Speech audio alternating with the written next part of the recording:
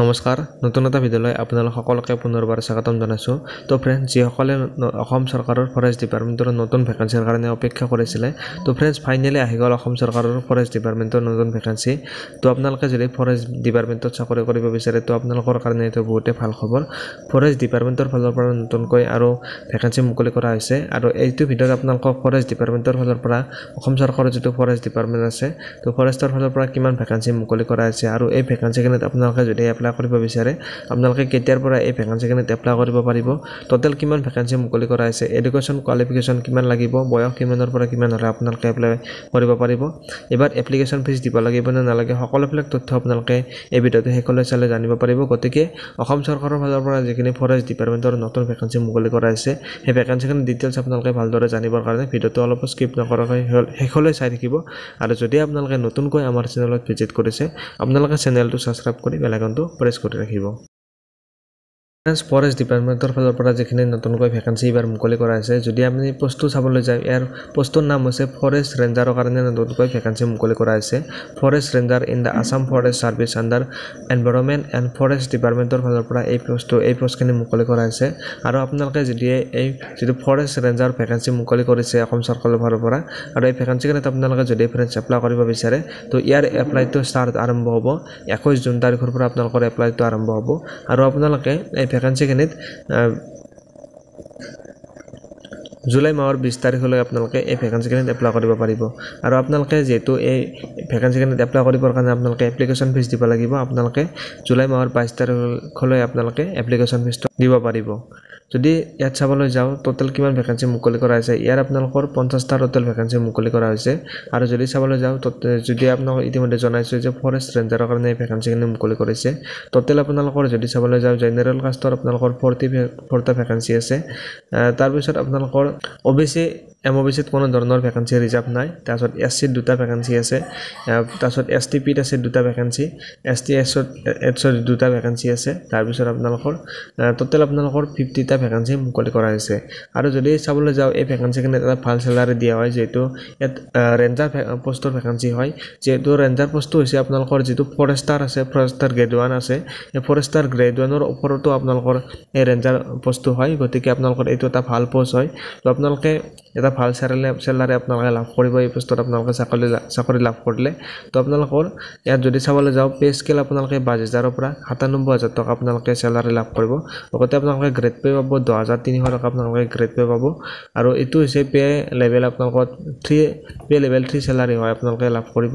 আৰু এই পোষ্টত আপোনালোকে যদি এপ্লাই কৰিব বিচাৰে, তো আপোনালোকৰ কিছুমান এলিজিবিলিটি ক্ৰাইটেৰিয়া ইয়াত দি দিছে যে আপোনালোকৰ অসমৰ স্থায়ী বাসিন্দা হ'ব লাগিব, আপোনালোকৰ PRC থাকিব লাগিব। আপোনালোকৰ যদি PRC আছে, তো আপোনালোকে এই পোষ্টত এপ্লাই কৰিব পাৰিব। ইয়াত আপোনালোকৰ যদি চাবলৈ যাওঁ, ইয়াত যিহেতু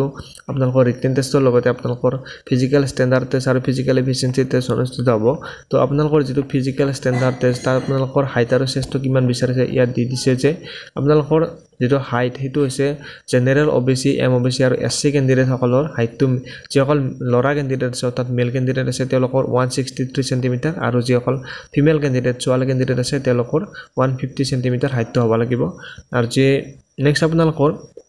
যিটো STH আৰু STP কেণ্ডিডেট আছে, তাৰ আপোনালোকৰ মেল কেণ্ডিডেটসকলৰ হাইটটো বিচাৰিছে 152 চেণ্টিমিটাৰ, আৰু ফিমেল কেণ্ডিডেটসকলৰ হাইটটো বিচাৰিছে 145 চেণ্টিমিটাৰ। নেক্সট আপোনালোকৰ যিটো চেষ্টটো আপোনালোকৰ অনলি যিসকল ল'ৰা আছে, মেল আছে, তেওঁলোকৰ চেষ্টটো জোখা হ'ব। মেলসকলৰ যিসকল ল'ৰা, তেওঁলোকৰ নৰ্মেল চেষ্টটো হ'ব লাগিব 79 চেণ্টিমিটাৰ, আৰু এক্সপেণ্ডেড আপোনালোকৰ ফুলাই কোণে আপোনালোকৰ 5 চেণ্টিমিটাৰ ফুলাব লাগিব। নৰ্মেলি ফিমেল কেণ্ডিডেটসকলৰ কোনো ধৰণৰ চেষ্ট জোখা নহয়, কিন্তু ইয়াত দি দিছে, কিয় বা দিছে তো নাজানো। আৰু তাৰপিছত আপোনালোকৰ যিটো কোৱালিফিকেশ্যন, সেইটো হৈছে আপোনালোকৰ যিকোনো আপোনালোকে ছায়েন্স ষ্ট্ৰীমৰ পৰা আপোনালোকে যদিহে আপোনালোকৰ ডিগ্ৰীটো কমপ্লিট কৰিছে, বেচেলৰ ডিগ্ৰী আপোনালোকে যদি কমপ্লিট কৰিছে, আপোনালোকৰ কেইটামান ছাবজেক্ট দিছে। ইয়াত এইকেইটা ছাবজেক্টটো যদি আপোনালোকৰ ডিগ্ৰী পাছ কৰাতে আপোনালোকৰ আছিলে, তো আপোনালোকে এই পোষ্টত এপ্লাই কৰিব পাৰিব। ছাবজেক্টকেইটা আপোনালোকক জনাই দিছোঁ। 1 নম্বৰত আছে এগ্ৰিকালচাৰ, নেক্সট আপোনালোকৰ 2 নম্বৰত বটানী আছে, 3 নম্বৰত কেমেষ্ট্ৰি আছে, 4 নম্বৰত কম্পিউটাৰ এপ্লিকেশ্যন বা কম্পিউটাৰ ছায়েন্স, নেক্সট 5 নম্বৰত আছে engineering, agriculture, chemical, civil, computer electrical electronics আৰু মেকানিকেলৰ পৰা আপোনালোকে যিটো কম্পিউটাৰ ইঞ্জিনিয়াৰিং কৰিছে তো আপোনালোকে এই পষ্টত এপ্লাই কৰিব পাৰিব নেক্সট আপোনালোকৰ যিটো 6 নম্বৰত এনভাইৰনমেণ্টেল সায়েন্স আছে এইটো সাবজেক্ট যদি আপোনালোকৰ আছিলে তো আপোনালোকে এই পষ্টত এপ্লাই কৰিব পাৰিব নেক্সট আপোনালোকৰ 7 নম্বৰত আছে ফৰেষ্ট্ৰি আছে 8 নম্বৰত আছে জিঅলজি আছে তাৰপিছত 9 নম্বৰত আছে হৰ্টিকালচাৰ আছে 10 নম্বৰত মেথামেটিক্স সাবজেক্ট তাৰপিছত 11 নম্বৰত আছে ফিজিক্স 12 নম্বৰত ষ্টেটিষ্টিক্স 13 নম্বৰত আছে ভেটেনাৰী সায়েন্স আৰু 14 নম্বৰত আছে জুলজি সাবজেক্টটো আছে আপোনালোকে যদি এইকেইটা সাবজেক্টৰ পৰা আপোনালোকে ডিগ্ৰী কমপ্লিট কৰিছে তো আপোনালোকে এই পষ্টত আপোনালোকে আৰামছে এপ্লাই কৰিব পাৰিব নেক্সট আপোনালোকৰ যিটো বয়সটো ইয়াত কিমান হ'ব লাগিব ইয়াত দি দিছে যে আপোনালোকৰ মিনিমাম যিটো বয়স সেইটো হৈছে 21 বছৰ এইটো জেনেৰেল কেণ্ডিডেট সকলৰ কাৰণে আৰু জেনেৰেল কেণ্ডিডেট সকলে 21 বছৰৰ পৰা 38 বছৰলৈকে এপ্লাই কৰিব পাৰিব আৰু যিসকল ST SC কেণ্ডিডেট আছে তেওঁলোকে আপোনালোকৰ ৰিলেক্সেশ্যন লাভ কৰিব 5 বছৰ ৰিলেক্সেশ্যন লাভ কৰিব আৰু যিটো OBC MOBC কেণ্ডিডেট সকল 3 বছৰ ৰিলেক্সেশ্যন লাভ কৰিব আপোনালোকে 21 বছৰৰ পৰা 41 বছৰলৈকে এপ্লাই কৰিব পাৰিব আৰু এইখিনি আপোনালোকৰ ৰিলেক্সেশ্যনটো কম পালে যেটো আপোনালোকক আৰম্ভণিতে জনাইছিল যে আপোনালোকে কিছু এপ্লিকেশন ফিজ দিব লাগিব এই পষ্টত এপ্লাই কৰিবৰ কাৰণে তো যিসকল জেনেৰেল কেণ্ডিডেট আছে তেওঁলোকে 200 টকা এপ্লিকেশন ফিজ দিব লাগিব MOBC OBC কেণ্ডিডেট সকলে 150 টকা এপ্লিকেশন ফিজ দিব লাগিব আৰু যিসকল ST SC BPL কেণ্ডিডেট আছে তেওঁলোকে 47 টকা 20 পইচা আপোনালোকে এপ্লিকেশন ফিজ দিব লাগিব তো আপোনালোকে এপ্লিকেশন ফিজৰ বিষয়ে নিশ্চয় গম পালে সিলেকশন প্ৰসেছত আপোনালোকৰ প্ৰথমতে এটা ৰিটেন টেষ্ট অনুষ্ঠিত হ'ব যত আপোনালোকৰ 6600 নম্বৰ আপোনালোকৰ 6 নম্বৰ থাকিব আপোনালোকৰ সাবজেক্ট এটা জনা দিছো ইংলিশ ইজি প্ৰেক্টিস ৰাইটিং আপোনালোকৰ তাৰছত জেনেৰেল নলেজ থাকিব তাৰছত অপচনেল সাবজেক্ট 1 অপচনেল সাবজেক্টটো আপোনালোকৰ থাকিব আপোনালোকৰ 100 নম্বৰ থাকিব ফাৰ্স্ট দুটা আপোনালোকৰ যেটো সাবজেক্ট আছে তাত আপোনালোকৰ 100 নম্বৰ থাকিব আৰু অপচনেল সাবজেক্ট 1 ত 200 নম্বৰ আৰু অপচনেল সাবজেক্টটোত আপোনালোকৰ 200 নম্বৰ থাকিব আৰু যেটো ফাৰ্স্ট ইংলিশ এটোত আপোনালোকৰ 100 নম্বৰ আছে তো আপোনালোকৰ তাত 3 ঘণ্টা সময় থাকিব জেনেৰেল নলেজত 2 ঘণ্টা থাকিব অপচনেল সাবজেক্ট 1 ত 2 ঘণ্টা সময় থাকিব অপচনেল সাবজেক্টটোত আপোনালোকৰ 2 ঘণ্টা সময় থাকিব এটো আপোনালোকৰ ৰিটেন এক্সামৰ গম পালে সিলেবাসটো তাৰ পিছত আপোনালোকৰ যেটো ফিজিক্যাল ষ্টেণ্ডাৰ্ড টেষ্ট আৰু ফিজিক্যাল এফিচিয়েন্সি টেষ্ট অনুষ্ঠিত হ'ব তাত আপোনালোকৰ হাইট চেজ জুখিব তাৰ পিছত আপোনালোকৰ যেটো ফিজিক্যাল এফিচিয়েন্সি টেষ্ট অৰ্থাৎ আপোনালোকৰ যেটো ইয়াত আপোনালোকৰ দিছে যে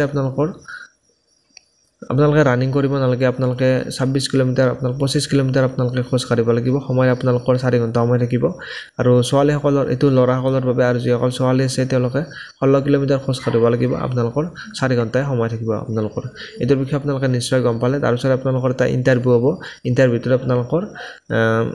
75 মাৰ্কস আপোনালোকৰ ইন্টাৰভিউত থাকিব আপোনালোকৰ এখিনি আছিল সিলেকশন প্ৰসেস আপোনালোকে নিশ্চয় গম পালে যদি ফ্ৰেন্ডছ আপোনালোকে অসম চৰকাৰৰ ফালৰ পৰা যিখিনি ফৰেষ্ট ৰেঞ্জাৰ পোষ্টৰ ভ্যাকেন্সি মুকলি কৰিছে তো আপোনালোকে যদি এই ভ্যাকেন্সি কিনে আপোনালোকে এপ্লাই কৰিব বিচাৰে যদি আপোনালোকৰ এডুকেশন কোৱালিফিকেশন মিলে তো আপোনালোকে এপ্লাই কৰিব পাৰিব তো ইতিমধ্যে আপোনালোকক ডেট বিলাক জনাইছো তো আপোনালোকে যদি আপোনালোকৰ এডুকেশন কোৱালিফিকেশন মিলে আপোনালোকৰ বয়স মিলে তো আপোনালোকে এপ্লাই কৰি দিব পাৰে তো ফ্ৰেন্ডছ এইখিনি আছিল আপোনালোকক জনাব লগা ডিটেইলছ কোনে আপোনালোকে যদি ভিডিওটো ভাল পালে তেনলে ভিডিওটো ফ্ৰেন্ডছ এটা লাইক কৰি দিব আৰু চেনেলটোত আপোনালোকে যদি নতুনকৈ ভিজিট কৰিছিল আপোনালোকে চেনেলটো সাবস্ক্ৰাইব কৰি বেল আইকনটো প্ৰেছ কৰি ৰাখিব